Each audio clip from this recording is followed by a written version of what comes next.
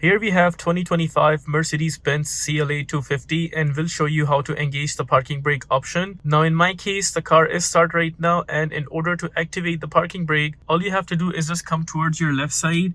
Notice there's that parking button option right there. What we have to do is just press this downwards.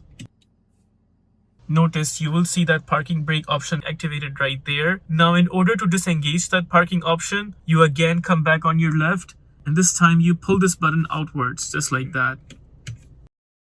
There you would notice that parking sign is not visible anymore. So that is how you engage the parking brake while the car is turned on.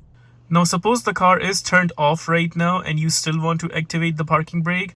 You again come on your left side, you press that parking button down. Notice you will see that parking brake option right there. Now in order to disengage the parking brake while the car is turned off, the bad news is you cannot do that. You have to turn on the vehicle. Let me show you. Actually, I am going to lift this upwards.